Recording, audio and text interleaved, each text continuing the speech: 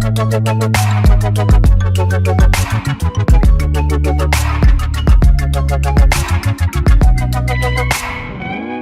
what is up guys, I'm KBHD here, and the leaks are finally over, the hype is done, the speculation is complete. Welcome to your first look at the Samsung Galaxy S9 and the Galaxy S9 Plus. So in general, as soon as you look at it, it's pretty clear it's a refinement of what we've already seen with the Galaxy S8, but there are a couple new interesting things worth noting. So, what's new with these new phones? First of all, the all-new colors. There's the black, like usual, which is stealthy. Then there's also this coral blue and this lilac purple. And then internationally, there's going to be a silver titanium one again. I mean, yeah, Samsung tends to be using the super cool color scheme for these phones. I'm not the biggest fan. I'll probably still end up using the black one.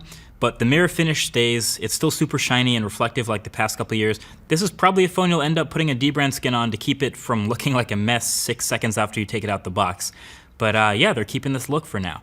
Aesthetically though, the shape and the bezels and the placement of everything, the power button, the volume rocker, the Bixby button, everything is the same. The one thing they've moved is the fingerprint reader now to underneath the camera instead of next to it, which I of course actually like a lot. There's no in-glass fingerprint reader, nothing crazy like that, but this is definitely more reachable and in a better place than it was before, especially on the smaller phone. Like I said though, most of this phone is going to be pretty familiar. Still the 5.8-inch and 6.2-inch Infinity displays respectively. Still IP68 certified. Still has wireless charging. Still has USB Type-C. Still has a headphone jack. The speaker got a slight improvement, but it's still in the same place right at the bottom of the phone. But they added stereo listening with this earpiece up at the top of the phone. And from listening to it, it's a bit louder, but not significantly better in quality or anything. The coolest new feature though is it got Dolby Atmos surround sound. Something of course that is new though is the specs. You gotta bump the specs up to be a top tier 2018 flagship. So they bumped it up to get Snapdragon 845 and 4 or 6 gigs of RAM. So Galaxy S9 has 4 gigs of RAM and Galaxy S9 Plus has 6 gigs of RAM. It also has 64 gigs of storage plus microSD card expansion. And they've also added a couple small things now like iris scanning from the Galaxy Note and facial recognition, so there's more ways to biometrically authenticate if it's not just the fingerprint reader. But obviously, by far, the biggest change and the biggest new feature that people were looking forward to for Galaxy S9 is the camera. All the teasers and all the leaks and all the hype for this phone were all focused, no pun intended, on that camera. So Galaxy S9 has an all-new camera system, and when I say camera system, really I mean the newest, most interesting part isn't the sensor, it's the glass, it's the lens. So okay, up until now, pretty much every smartphone camera is so small, it's so miniaturized that they all have a fixed aperture lens. You don't change the aperture.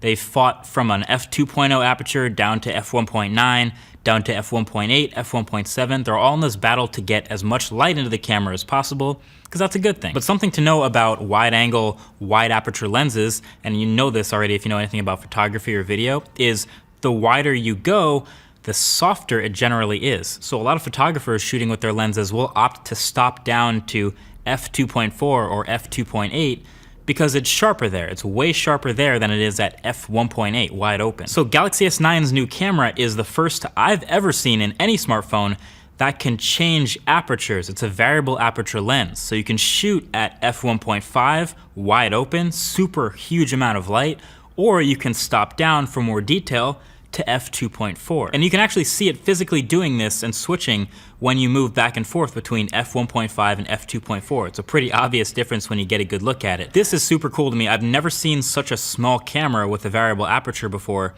Pretty sure GoPros don't do this. Most tiny cameras smaller than a point and shoot don't do this. This is really impressive for a smartphone. So the goal with the software is to quickly and smartly switch between the wide open and stopped down depending on how much light there is in the scene.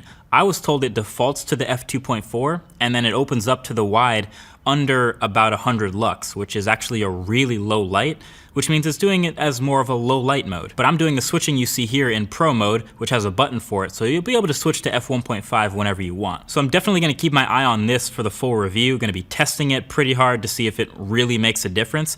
And I have a feeling it's gonna be a pretty big deal if you can see the difference between f1.5 and f2.4 photos on this phone. But until then, fingers crossed. And then there's a bunch of other new camera features tossed in there as well, like it will do slow motion video, video, it'll do 240 frames per second at 1080p, which is pretty awesome. And it will do 960 frames per second at 720p. So I did get to test this on the pre-production units. It's super slow motion, obviously, but I'm not sure I can vouch for the quality. That's why I throw the air quotes in there.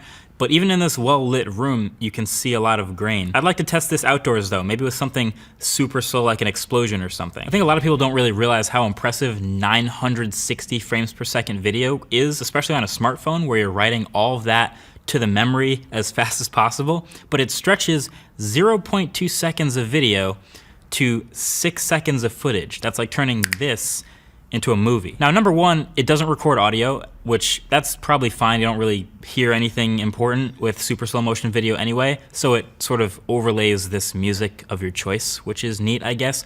But number two is it only records 0.2 seconds of video, and we were trying this. You have to get really smart about what exact fragment of time you want to record. But they have this automatic motion detection feature where basically you tell it to wait for fast motion inside a certain box. You hit start, and then it waits for something to happen inside the box and records 0.2 seconds of that. So you can frame it up and move the box anywhere on the screen. It's cool when it works. I'll try it out. There is also in the camera a better UI for swiping through the different modes now, similar to the iPhone. There's better multi-shot for noise reduction and HDR capabilities. There's some Bixby improvements, so it'll do object recognition, things like what Google Lens is doing, and it'll also live translate signs that are in different languages, so that's cool. And something else interesting was it will overlay makeup on you, and then if you like it, it'll give you a link to buy that makeup. I guess that's pretty neat. But there's even something they're calling AR emoji. AR emoji. R emoji. An emoji ripoff. It's a feature that uses the front-facing camera to create an animated version of your likeness. So you can use that to record and send videos of yourself as this animation talking to people, or you can make yourself an animal too, no big deal. But bottom line, all of this stuff, all this new stuff in the camera is what makes it pretty clearly the biggest new feature of Galaxy S9. So that's what I'm looking forward to testing the most. For the full review, definitely make sure to get subscribed if you haven't already to be among the first to see that. But other than that, it is for sure the phone we were expecting. It's what we were looking forward to. And it's still premiumly priced, just barely below the Galaxy Note. I think the one thing that'll be more interesting to note this year is the